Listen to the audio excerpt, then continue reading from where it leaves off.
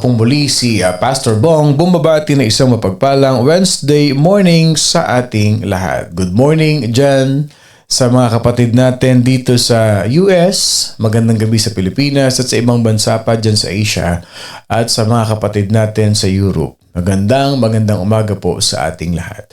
The topic that we're gonna discuss today is this.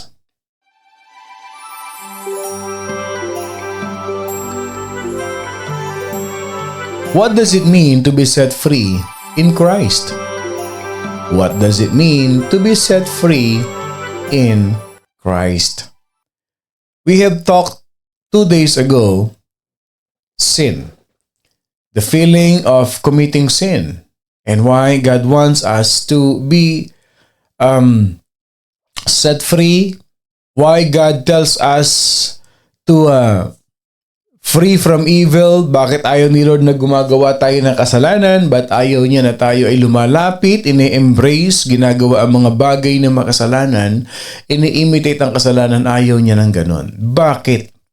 Because He died on the cross for us to be set free. Pero mag-rewind muna tayo ng konti. Okay? Bago ipako sa cross si Jesus Christ, ano ang biblical principle natin sa pag-aaralan natin today? What is our biblical principle when God tells us to be set free? John chapter 8 verse 31 to 32. John 8:31 to 32. If you continue in my word, then you are truly disciples of mine, and you will know the truth, and the truth will make you free. John 8:31 to 32, if you continue in my word, then you are truly disciples of mine, and you will know the truth, and the truth will make you free. We always often hear this phrase. We always hear this verse, but what is truly inside of this verse? Alam nyo ba na ang daming laman ng verse na yan? Yes, lagi nating sinasabi yan. Basa ka ng Bible. You shall know the truth and the truth will make you free. The truth shall set you free. Mag-join ka, makinig ka ng worship service. Join the church. Makinig ka ng morning devotion. Yes, that's true. Tama yun, mga kapatid. The Word of God will make you free. You shall know the truth and the truth will what? Set you free. I have been there. Mga kapatid, when during those days in my religious time, religious part of my life, hindi naman ako nagkaroon ng relationship kay Jesus Christ. All I have is religion, not relationship. And I haven't read the Bible. Ang dami kong na-miss sa buhay ko na hindi ko nabasa sa Bible. Na nung nabasa ko ang Bible, it really set me free. Napalaya ako But etong dalawang verse na ito, it will really give us a big impact into our life. Kasi may 4 na principles na nakapaloob dyan. Sabihin natin sa Tagalog, pagkatapos ay sinabi ni Jesus sa mga Hudyong sumasampalataya sa Kanya, these are believers, followers of Jesus Christ, yung mga Hudyo, Jewish, kung kayo'y mananatili sa aking salita, tunay ngang kayo'y mga alagad ko. At inyong malalaman ang katotohanan, at ang katotohanan ang magpapalaya sa inyo. The scribes and Pharisees were intent on trapping Jesus. I'm gonna give you a short, brief story at alam nating lahat ito. Okay? Natatandaan niyo ba yung adulterous woman? Okay, when Jesus Christ was walking one day, the Pharisees and the scribes, their intent o yung plano nila is i-trap si Jesus. Anong ginawa nila? They brought a woman who had been caught in the act of adultery. John chapter 8 verse 4 and 5, ito ang sabi nila kay Jesus Christ, Teacher, this woman has been caught in adultery. In the very act. Ibig sabihin, huling-huli sa akto ito. Na nangangalunya, adultery, nangangaliwa, nagtataksil sa kanyang asawa. Sabi nila kay Jesus Christ, now in the law, Moses commanded us to stone such women. Anong masasabi mo? What then do you say? Sabi sa kanya ng mga Pharisees and scribes, sabi niya, ngayon, ayon sa batas, sa law ni Moses, na iniutos niya, ipinasa niya sa amin. Okay? Yung ganitong pagkakasala should be stoned to death. Kailangan batuhin ito hanggang mamatay. Ano ngayon ang sasabihin mo dito? Okay? Ano ngayon ang sasabihin mo dito? It is a trap. But look at Jesus, how He confronted them with the truth. Kasi pag isinang-ayunan ni Jesus Christ na, sige, batuhin nyo yan. Meron silang ibabato kay Jesus Christ. Meron silang sasabihin. Meron silang i-accuse kay Jesus Christ. Pag sinabi naman ni Jesus Christ na, huwag niyong batuhin, sasabihin nila, hindi ka sumusunod sa law. See, neither of the two may lusot si Jesus Christ. But instead of being trapped by their words, Jesus turned the situation into an opportunity to teach the crowd about His what? About His rescuing, about His liberating love in action. Iba ang approach ni Jesus Christ. Diyos siya. He is all-knowing.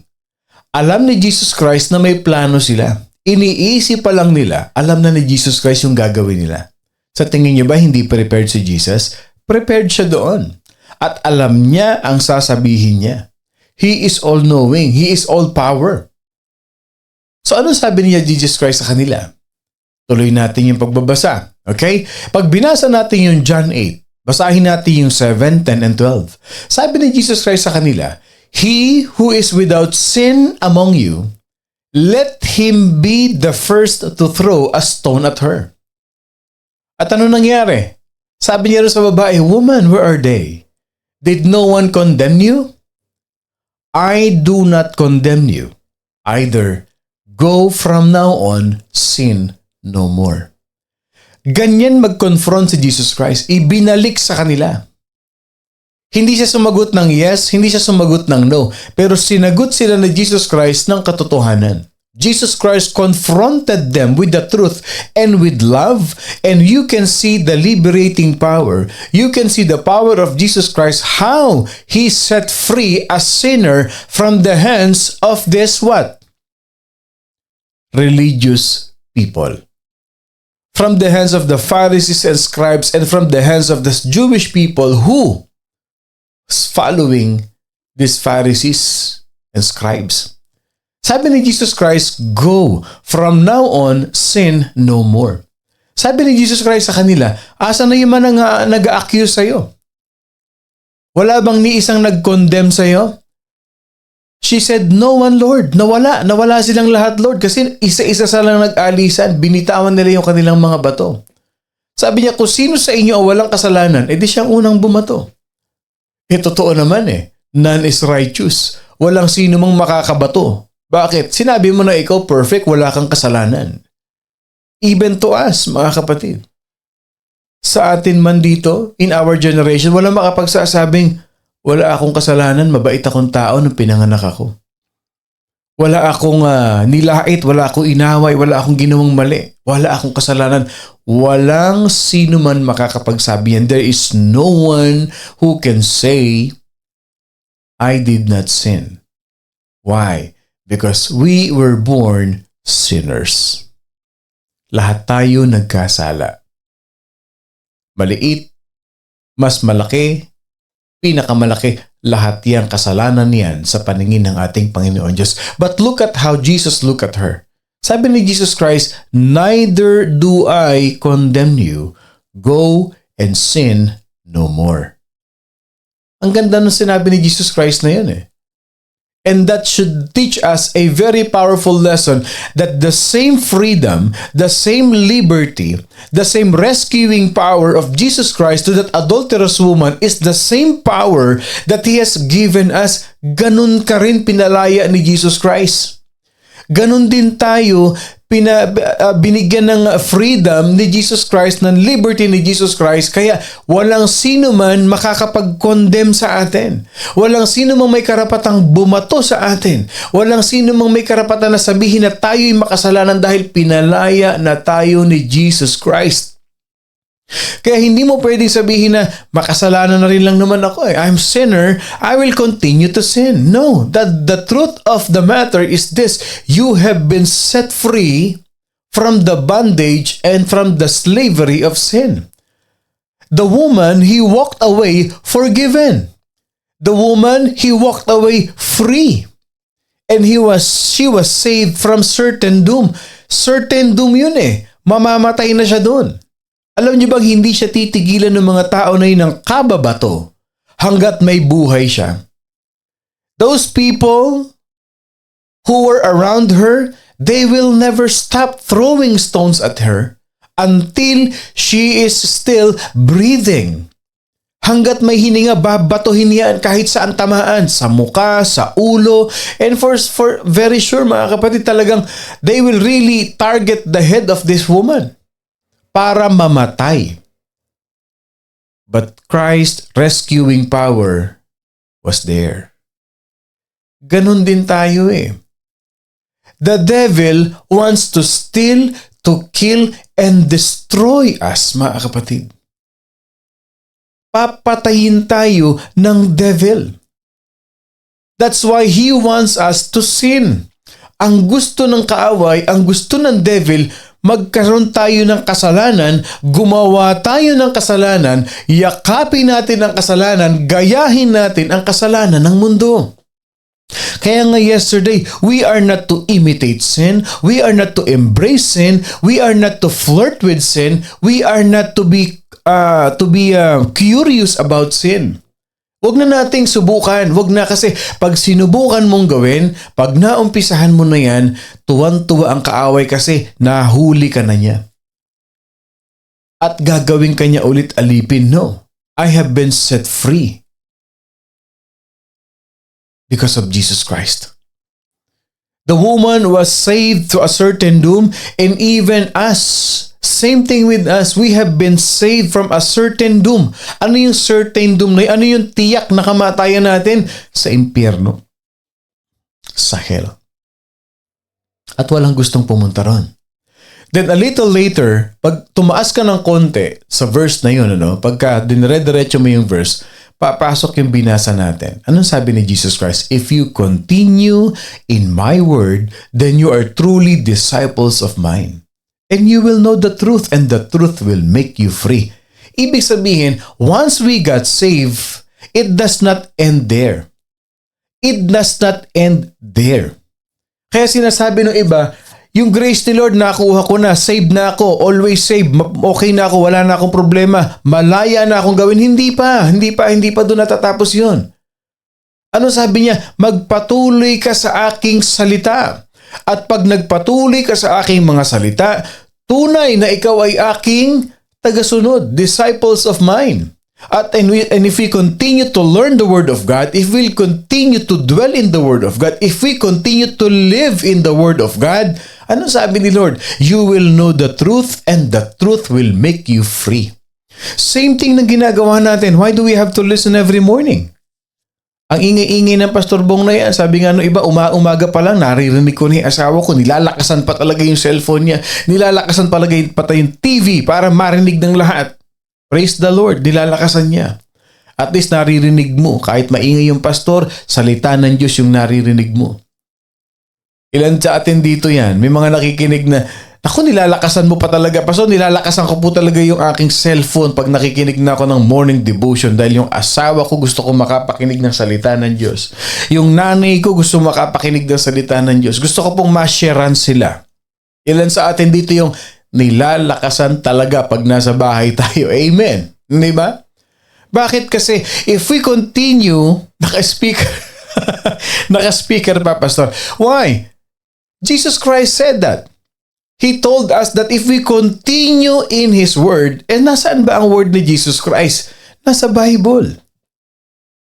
Salita ng Diyos yan eh. He is the author of the Bible.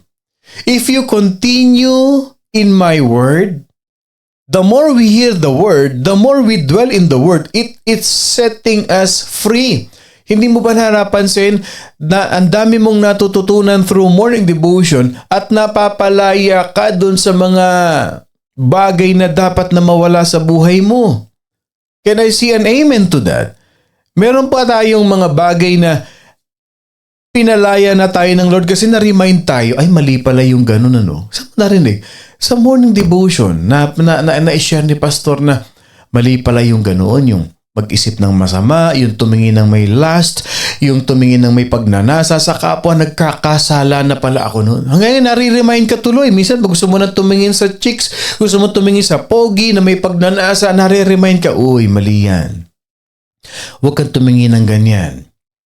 Minsan tuloy natetempt ka ng magalit, huwag kang magalit. Ang sabi ni pastor, ang sabi ng Holy Spirit sa iyo, ipag-pray mo na lang kaysa magalit ka. Di ba ang ganda?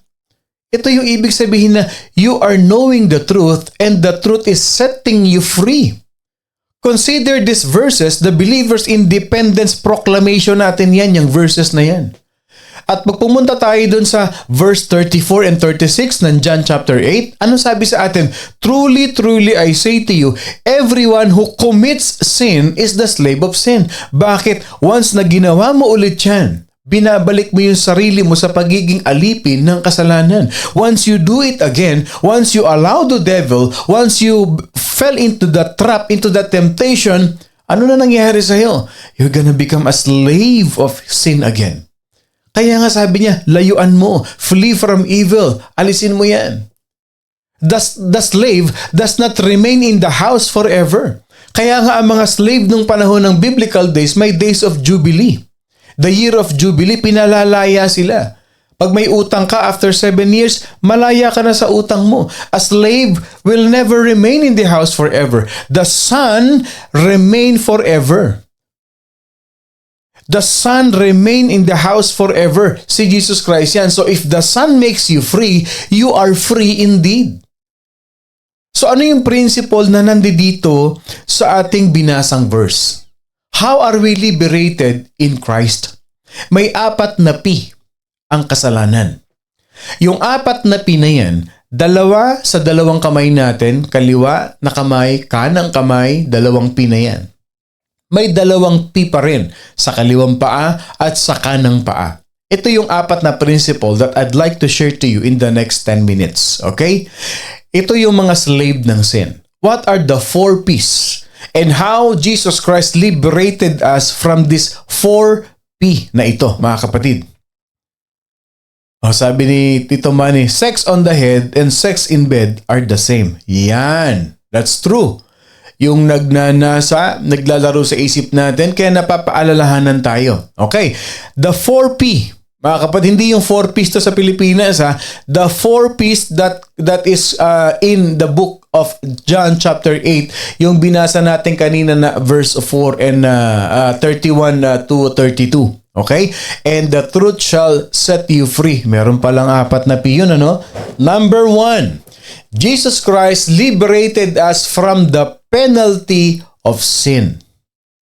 Through Jesus' death on the cross and resurrection, we are freed from the penalty of sin. Alam nating lahat, okay? May fine, may penalty. Natikitang ka, wrong parking. May penalty yan. Magkano? $35. For some, $45. Yun yung penalty. Okay? Dahil nagkasala tayo, may penalty. May parusa. May fine tayo dyan. At hindi lang basta fine yan. But through the death of Jesus Christ on the cross and resurrection, we are freed from the penalty of sin. Like the woman. Itong ating binasa sa John chapter 8, that she was caught in adultery, but we are no longer condemned for what we've done. Yung babae hindi na kinondemn, kaya nga sabi ni Jesus Christ, asa na yung mga nagko-condemn sa'yo? Nasaan na yung mga papatay sa'yo? Nasaan na yung mga accusers mo? Sabi ng babae, ay nawala na po. Ako man hindi kita kinokondemn eh. Malaya ka na. Go and sin no more. Lumayo ka na at huwag ka nang magkasala. Christ pay our sin in full price. He paid our sin, our debt in full, so that we can be reconciled to the Father. Binigyan niya ng bagong buhay, ng bagong pagkakataon yung adulterous woman na yun. Same thing in us. When we met Jesus, when we accepted Jesus Christ, binigyan tayo ng panibagong buhay ng Panginoon Diyos. Ano sabi ng Bible? Romans 5:10. For if when we were enemies, we were reconciled to God through the death of His Son. Kaaway tayo ng Diyos. Dahil tayo mga kasalanan, mga makasalanan. But we were reconciled through what? The death of Jesus Christ. Sabi pa sa verse, much more, having been reconciled, we shall be saved by His life. Romans 6:23, for the wages of sin is death. Ano ang penalty ng sin? Kamatayan. For the wages of our sin is death. But the gift of God is eternal life in Christ Jesus our Lord. Yung pinaka-importanting word doon, yung but, yung B-U-T. For the wages of sin is death. Lahat tayo nagkasala. All of us were born sinners. And the penalty of that is death. Not the physical death. Because lahat tayo will have physical death, but death in hell. Eternal death. Pag sa heaven ka pumunta, eternal life. Pag sa hell ka nagpunta, eternal death, habang buhay ka doon na magdurusa ka. You will feel the heat. You will feel the burning feeling. Wala kang gagawin nun kundi sumigaw dahil sa sakit. Kaya yung nakikita natin, yung gnashing of teeth, alam niyo ba ibig sabihin yung gnashing of teeth? G-N-A-S-H-I-N-G in the book of Revelation. Gnashing, yung nagnangayit, yung nagdidikit yung ngipin. Alam niyo kung bakit? Kasi sinasabi ng mga napunta sa hell, sayang, bakit hindi ko tinanggap si Lord? Ngayon, binabayaran ko yung kasalanan ko. Kung hinayaan ko si Lord na bayaran ng kasalanan ko, nakangiti sana ako, nagpupuri sana ako sa Panginoon, pero gnashing of teeth, sayang. Bakit ko pinalampas yung panahon na may nag-share sa akin ng gospel?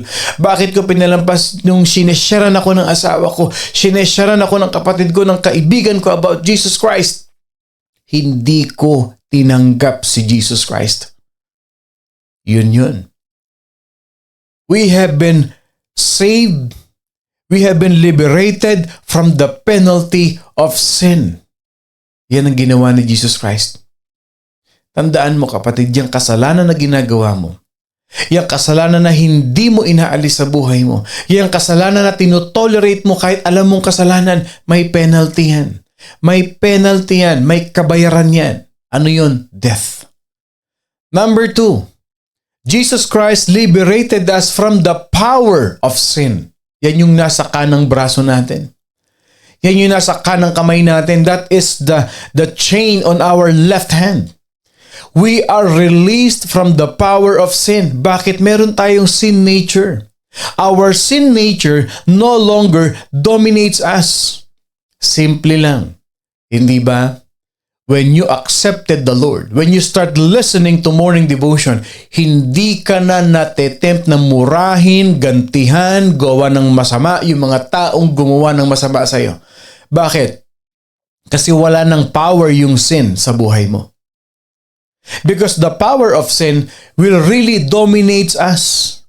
Ido-dominate ka niyan, magalit ka, mag-react ka, gantihan mo sila. Yan ang power ng sin.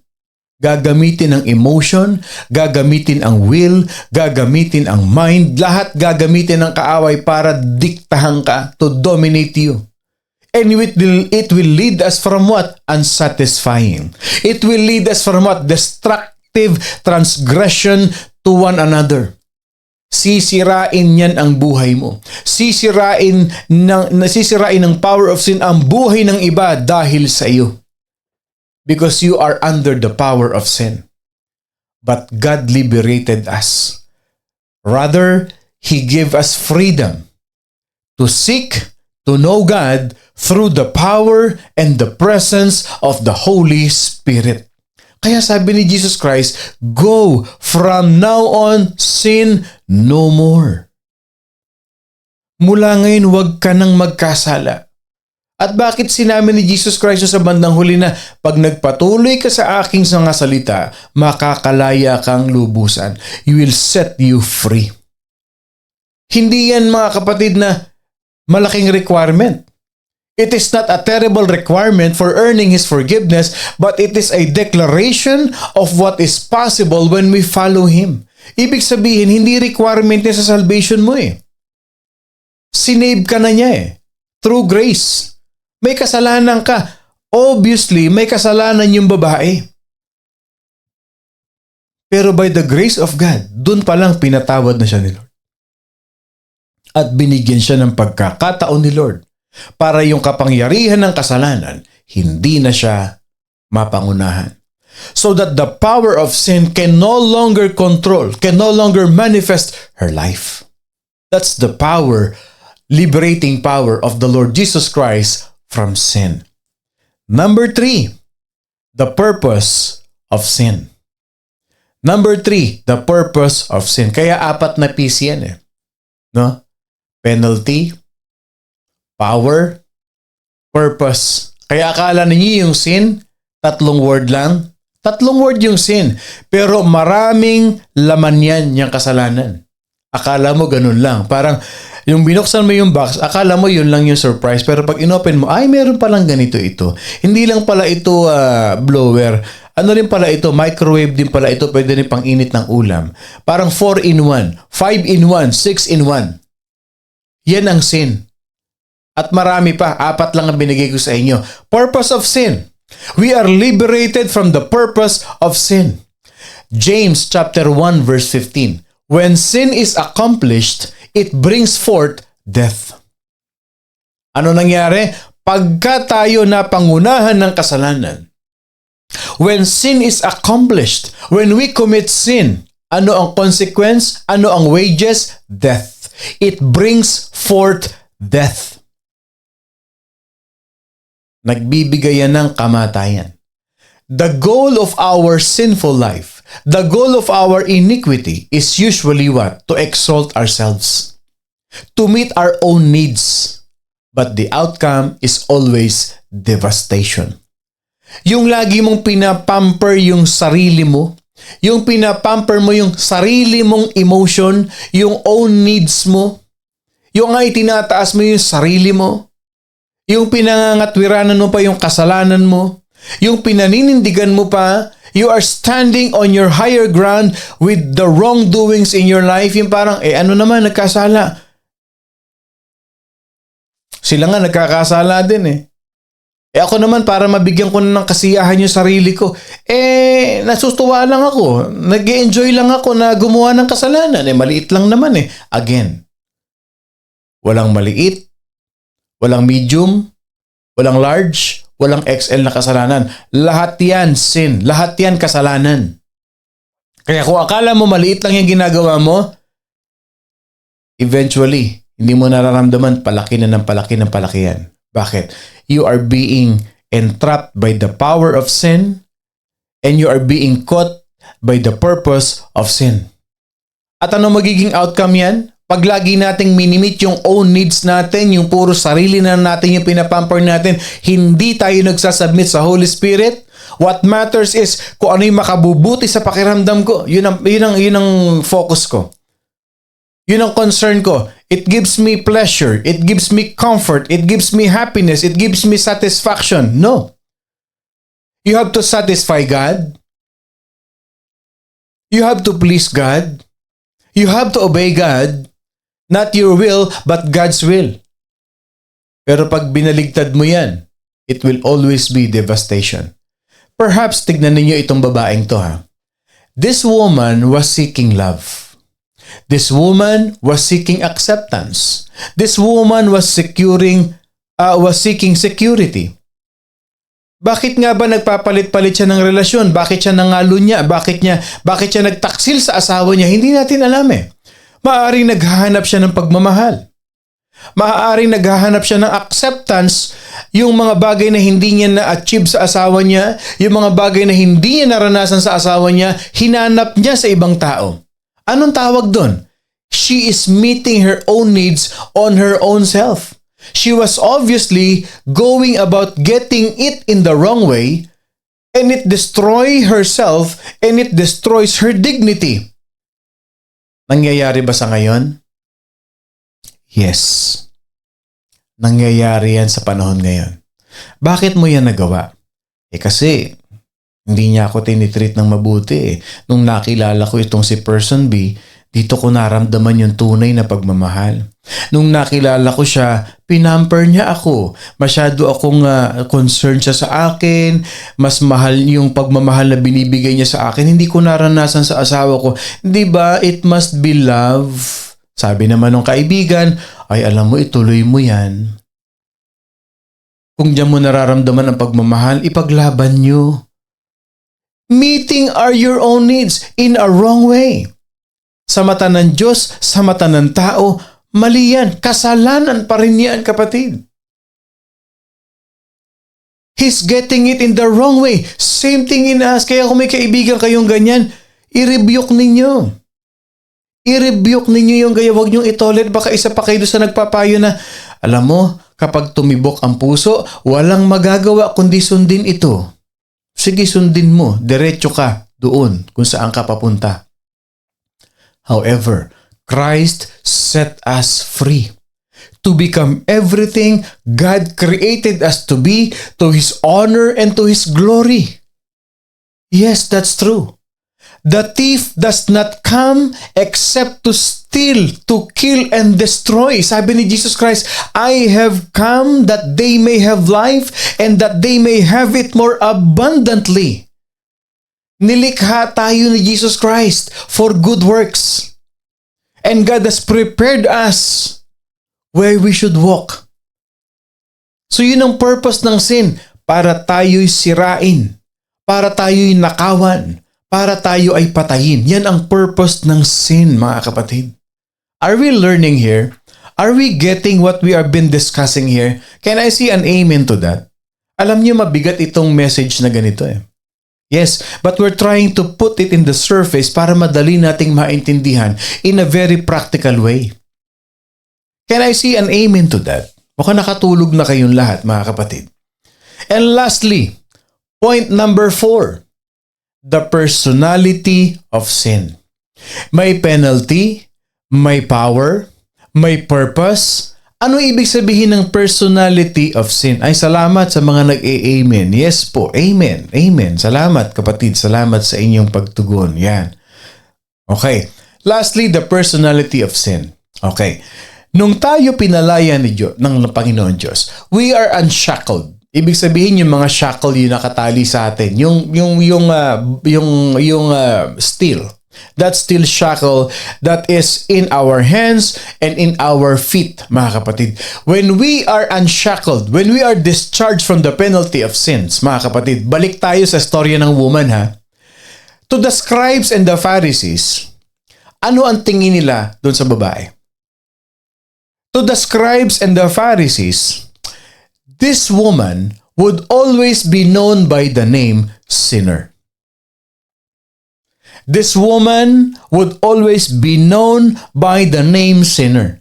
Ano ang tingin ng mga tao sa kanya? Makasalanan. Yan ang personality of sin. Makasalanan. Ang tingin sa kanya, siya yung babaeng taksil. Siya yung babaeng nangalo niya. Ang lahat ng tao sa paligid niya, nahuli siya ng akto for akto. She was caught in the act. So anong pangalan niya ngayon? Sinner. Taksil. And she will be always be known by that name. And perhaps that is how she thought of herself as well. Even sa sarili niya siguro, oo nga, makasalanan ako. Tama kayo, sige, makasalanan nga ako. Oo, ako yun. Ito yung personality of sin. Same thing with us. Di ba? Kaya tayo, pag nanatili tayong sinungaling, yan ang pagkakakilala ng tao sa atin. Ay, yung taong yan, sinungaling yan. Kita mo yung personality of sin. Bakit? Kasi lagi kang nagsisinungaling and lying is a sin. So, ang personality mo, ang pangit, sinner, liar, sinungaling na tao. Nakikita natin, if we continue to commit sin and do sin, live with sin, that will be our personality. Sino yung babaeng yan? Naku, taksil yan. Yung babaeng yan, naku, ganun yan. Yung taong yan, manluloko yan. Bakit? Kasi nanluloko ka eh. Sinungaling yan. Yung taong yan, naku, ano yan? Ganito yan, ganun yan, ganito yan. Kasi you have been under the personality of sin. But when Jesus Christ came, when Jesus Christ comes into our lives, we are no longer known for our iniquities. Rather, we are recognized as being part, as belonging to the one who has covered our iniquities. Kaya ngayon, sabihin ng mga tao, sino yon? Sinungaling? Ay hindi, born again na yan. Ay hindi, nakikita ko na sa church yan. Ang bait na niyan. Sino ba yung mabait? Si Jesus. Nung tinanggap mo si Jesus, yung personality ni Jesus, nasa iyo na rin. Ay, mabait na yan ngayon. Mapagpatawad na yan ngayon. Forgiving na yan ngayon. Loving na yan ngayon. Nakikita ninyo? The personality of Jesus Christ, who covered and redeemed us from our iniquities, is the same personality that you are right now by His blood. Our transgressions are no longer our identity because Christ makes us into a new creation. Ano sabi ng Romans 8 verse 1? There is therefore now no condemnation of those who are in Christ Jesus. Hindi ka na i-condemn, hindi na pangit ang pangalan mo. To those who are in Christ Jesus, who do not walk according to the flesh, but according to the Spirit. Pag Kristiyano ka na, hindi ka na lumalakad ayon sa emotions mo. Pag Kristiyano ka na, hindi ka na nagpapadala sa emotions mo. Nagpapadala ka na sa Holy Spirit. Lumalakad ka na sa Holy Spirit. Hello? Therefore, if anyone is in Christ, he is a new creation. The old things have passed away. All things have become new. So what can you do to begin living in the freedom that Jesus Christ purchased for us on the cross? Walang formula. For discovering the richness of His truth, walang formula. Ano lang ang dapat natin gawin? Obey Him and trust Him. And when you obey the Lord, when you trust the Lord, you are on the road to the liberated life, to the freedom of life that He designed for you. Ano ang life principle natin doon? Obedience always brings blessings. Ano pa? God does not require us to understand His will. Just obey it even if it seems unreasonable. Ang ganda ng message ni Lord. So ngayon alam nyo na, yung 4 na 4-in-1 dyan sa sin na yan. Pinalaya na tayo ni Jesus Christ. Wala na tayong babayaran. Binayaran na ni Jesus Christ. Yung kapangyarihan nung kasalanan, wala nang talab sa atin. Wala nang power sa atin. Wala nang bisa sa atin yan. Bakit? Kasi yung power na ni Jesus Christ ang nasa atin. Ano pa? Yung pangatlo natin. Yung purpose ng kasalanan, yung plano ng kaaway para tayo mamatay, wala na. Na-remove na yung purpose niya. At yung personality natin, bago na. Obedience and trusting God is the key. For the law of Spirit of life has made me free from the law of sin and death. Amen to that. My prayer and my desire, na-emphasize natin ito ngayon, kapatid. Pinag-usapan natin yung kasalanan, ano ang purpose, ano ang bunga, pero anong ginawa ni Jesus Christ sa ating kasalanan. Nawa ay natutunan natin ito, mga kapatid. At maisapamuhay natin ang pagiging masunurin at pagiging mapagtiwala sa ating Panginoon. Magandang umaga pong muli sa inyong lahat. Ako pong muli si Pastor Bong, bumabati na isang mapagpalang Wednesday morning sa ating lahat. Laging tatandaan, you have been set free by the blood of Jesus Christ. Huwag nang bumalik. Move forward. Okay? Move forward na tayo. Papunta kay Jesus Christ. At wag kakalimutan, we are blessed by God. I love you all, mga kapatid, with the love of the Lord.